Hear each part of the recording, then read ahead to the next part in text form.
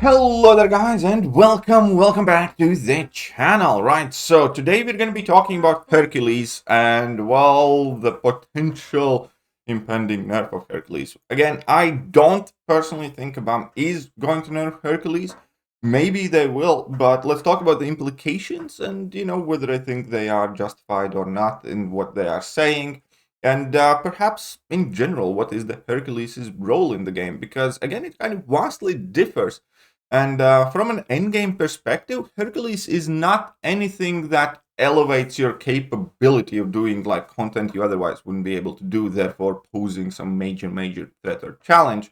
It's the way I look at Hercules for me personally is an ease of use thing.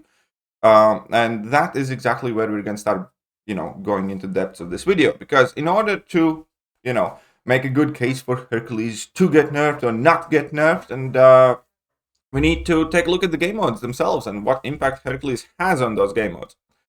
And we can go one by one. The game mode that currently is in off-season is Battlegrounds, right? And from a top-end player perspective, Hercules is not, the major dominant force in Battlegrounds. Hercules is not the win condition. The win condition typically in Battlegrounds is, well, effectively the newest, the freshest meta-compatible defenders recently, or some of the attackers, like, Werewolf by Night or something else.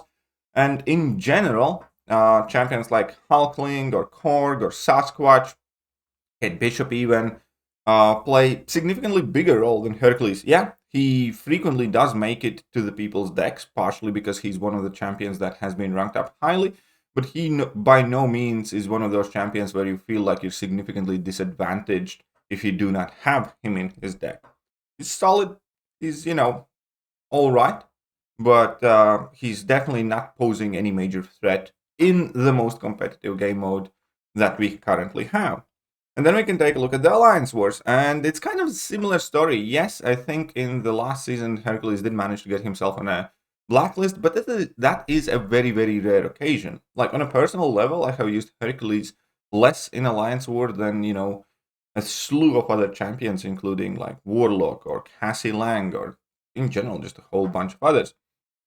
So whilst Hercules has a role in Alliance War, again, it's not game-breakingly dominant at all, especially with Kabam releasing more and more defenders and abilities that kind of hamper him, and he poses no bigger threat to Alliance War stability than plenty of other top-tier meta attackers like, Human Torch and Archangel and so on and so forth.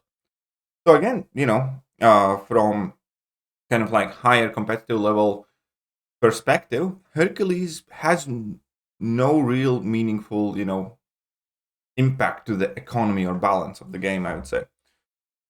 And then we are left with the special quests, where Kabam successfully solved Hercules. And even if they didn't, from my personal experience, Herc isn't by far the best champion for like Abyss or Labyrinth. I have taken him in there. He does fine, but again, we do have a whole range of champions that are significantly better.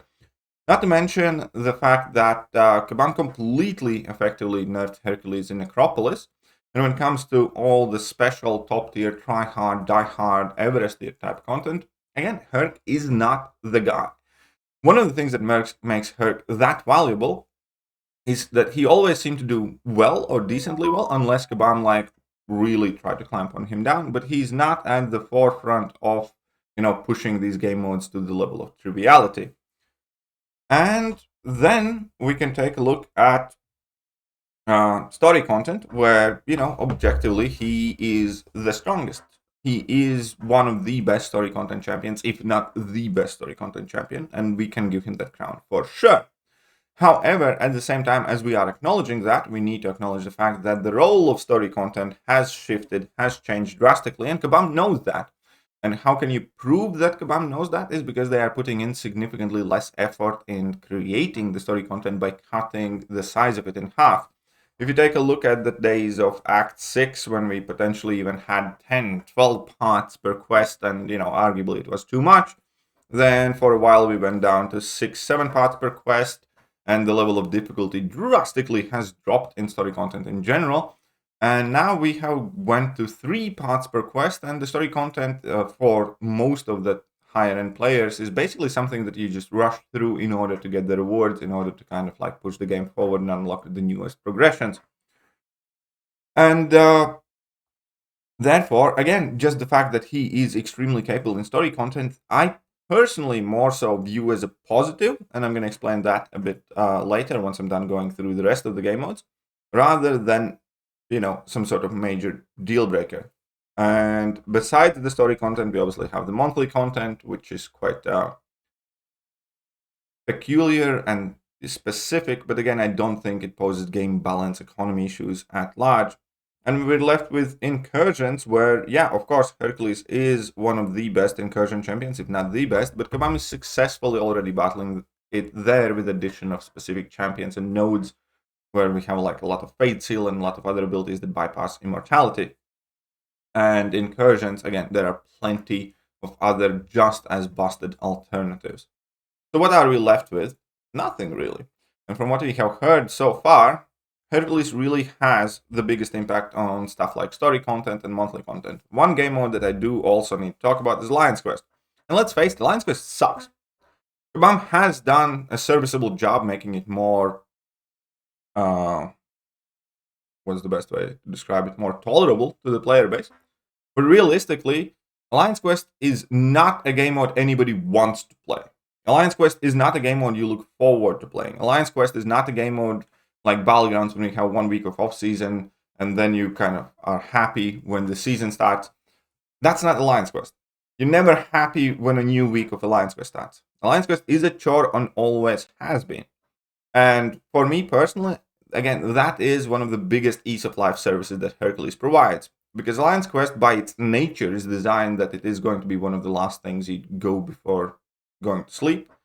It's going to be one of the first things you do in the morning, and you quite frequently have to play it in less than ideal conditions. Obviously, again, as I said, Kabam has alleviated that by reducing day number to 4 instead of 5, and putting it on the 7-day cycle, giving us a little bit more control to keep our weekends free. And again, removing the linked nodes from the game mode previously, where your teammates aren't waiting on you as much. At the same time, though, even playing 4 days through of AQ is not, an experience that anybody ever really looks forward to. Again, you do it for the rewards, you do it because you kind of have to. And that is, for me, the biggest role Hercules provides. The fact that you can be a bit sleepy, you can be a bit distracted and play Alliance Quest and can get your head kicked in and just throw in a revive and still finish the map. So you don't have to, overly stress about a trivial game mode. Because if you play the same map, for 3, 4, 5, 6, 7, 8 months, a year, every single fight by heart, it's not a game mode that gives you any new experience. It's a game mode that you try to get it over with for most part. Not where you find excitement or joy in the game, I would say. And I don't see Kabam changing that. And game modes such as this existing in a game, in my opinion, completely warrants or even necessitates a champion like Hercules existing in the game as well. Because Hercules is by far and away the most effective champion for thousands upon thousands of players to make this game mode significantly more tolerable and less consequence free. Because again, we're effectively being asked to take the same test over and over and over and over again for like a year. Alliance Quest, and it's tedious and it's boring and you will get distracted and you should not pay hundreds of units to heal through your path. You should not be asked to be at the top of your playing condition and playing shape every single time you do a trivial content that you have done and played through hundreds and hundreds of times. You can do it. You have proved that by playing through 1 week after a week after a week after a week. It's not a matter of whether you can do it or not. It's a matter of whether you're going to make a mistake this time when you do your run through and how much it is going to cost you. And Hercules taking that cost away is, well, basically exactly what I think this game mode needs for more people to play it. I think if you take away champions like Hercules, less people are going to play Alliance Quest.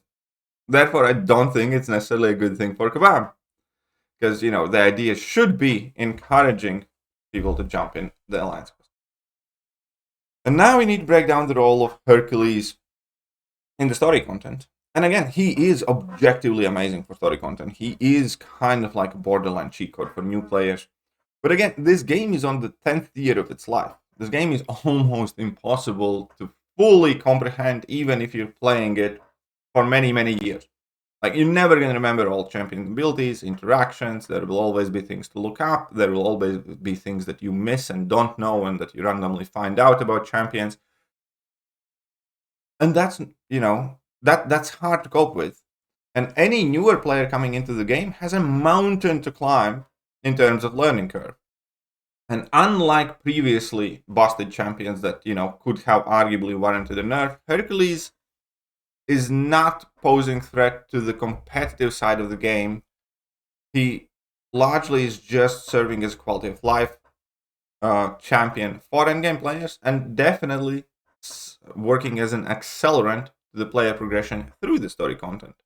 And I think that is exactly what's needed. When you need to go into Act 7 and read through 5 paragraphs of notes to kind of figure out what to do, it is very nice, it is very handy, it is very convenient, the fact that champion like Hercules exists, and you can kind of skip that, or you can kind of bypass notes, or you can brute force your way through.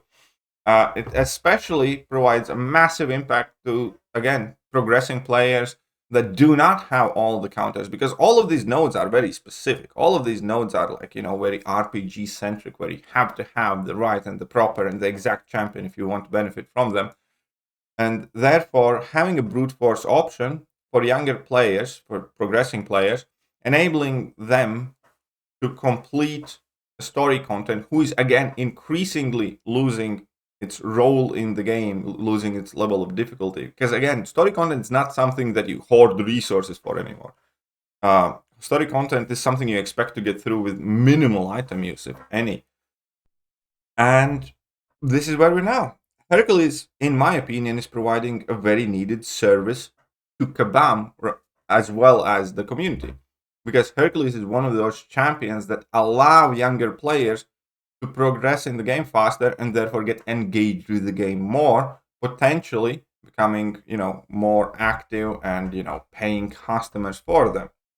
Without Hercules, a lot of people, I can promise you, without champions like Hercules, or especially Hercules, a lot more people would have given up halfway through in the progression once the game's complexity drastically increases at the time of Act 6, Act 7, Act 8. And Hercules simplifies this game for newer players. And therefore, again, I don't think it's bad for overall game economy. It might be bad for the exact player's revive use, short term, but the fact that that player is pushing further, going further, playing more, trying to actually get forward and does so with the help of Hercules, I think it's actually good for Kabam longer term. That's one thing. And therefore, I absolutely do not think Hercules should be nerfed at all, because I don't think Hercules is doing anything imbalancing in the game. I think Hercules is helping endgame players with the quality of life, which Kabam, has not been too great with. I think Hercules is helping newer to mid to progressing players with their, progression, acceleration. And there is a last bit, also obviously the monetary question of the meta. Because number one, can anybody, think of a number of offers that have been sold because of Hercules or with the chance to obtain Hercules? Even the most recent sales offers, where most experienced players are always aiming for the 7-star materials, still include a 6-star yearly selector where you can get a Hercules with the purpose. You see, Hercules is not a problem for Kabam when they need to sell him to you. They're going to put a 6-star selector in $100 bundle for you to spend to acquire him, because they know exactly what that champion means and what that would mean for your progression. When it comes time to cash in on Hercules, they do it extremely willingly.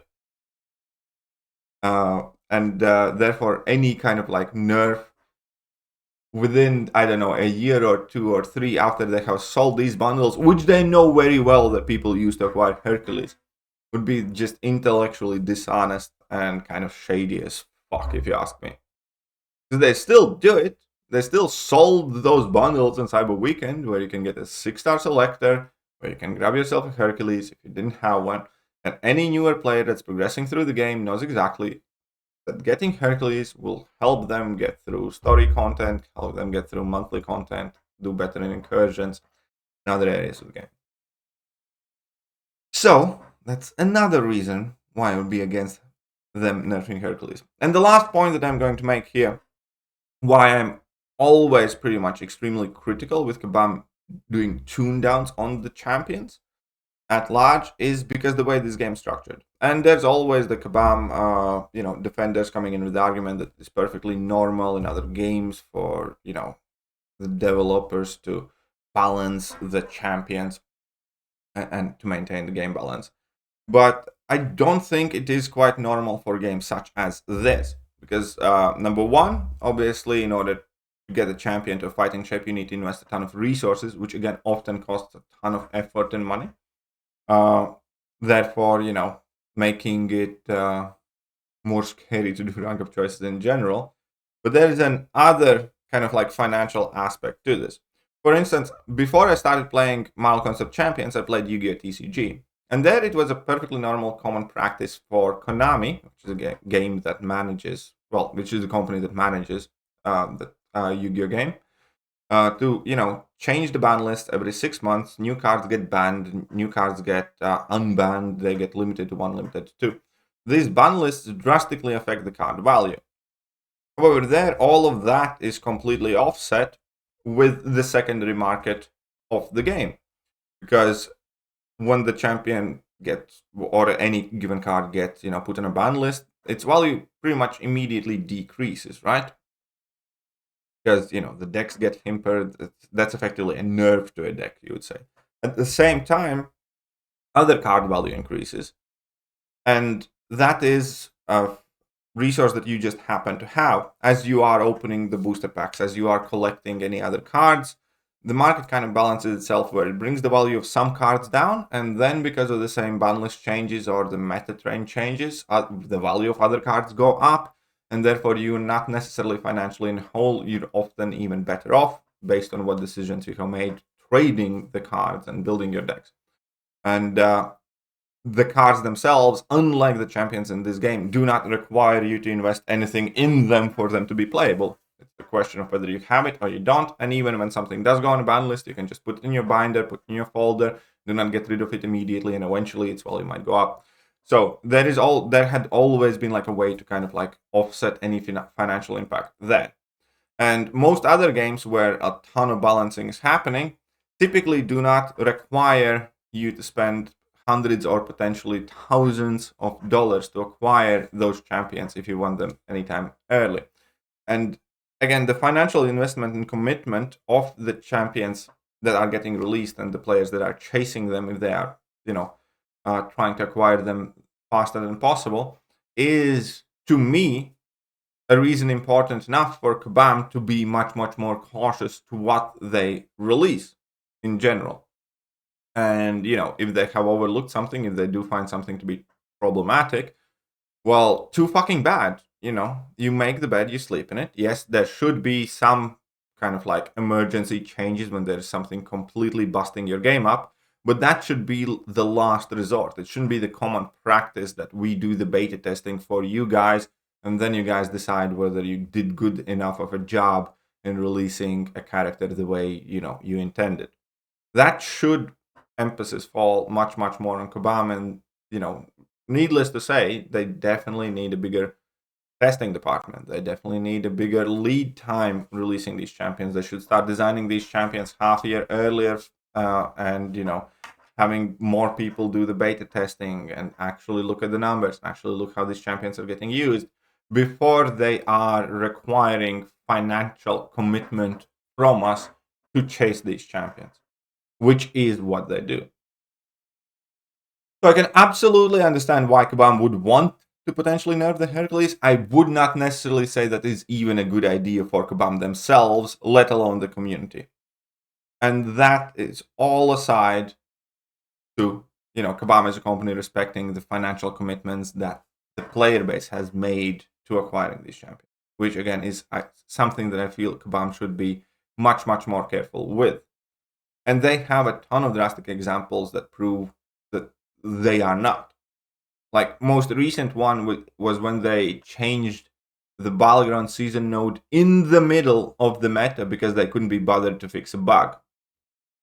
That was another great example of Kabam not respecting the player base commitments, because players did make rank up choices based on what will work for that specific meta. When they changed the node, a group of significant important champions, just didn't work anymore. Players had to make alterations and changes. And that's all because Kabam could not be asked to test the nodes or fix the bug once it turned out that the nodes are bugged. So that is, to me, a clear indication of Kabam, disrespecting the player base and the decisions and commitments that they have made with their rank up resources. And doing something like that to Hercules at this point would be exactly the same thing, just to a significantly bigger degree. And on purpose, I try to keep my video more constructive. Don't want to engage in all that drama, but I cannot finish the video without saying and empathizing how unnecessary this whole thing has been. This was a clear, poor choice of words, poor mistake, and then a snowballing effect of somebody, effectively escalating the situation, going super defensive rather than owning up, correcting themselves, and moving on. Now, this entire thing has gotten a ton of people riled up. Everybody obviously has jumped into two different camps yet again, where, Kabam is perfect, you guys are idiots, stop whining, stop crying, or Kabam is asshole, evil, Kabam has never done anything good. Again, I don't want to, and I don't belong to any of those groups. I do think Kabam does good and bad things. Unfortunately, there are too many of the bad things happening, and I hope that they do better, because I want this game to be as good as it is possible, and as popular as it is possible, and do as well financially as it is possible. And touching Hercules, nerfing Hercules, is not one of the things that will help this game do better, short or long term. I can promise you that. So, let me know what you guys think on the entire topic, and I'm going to catch you guys soon. Bye-bye.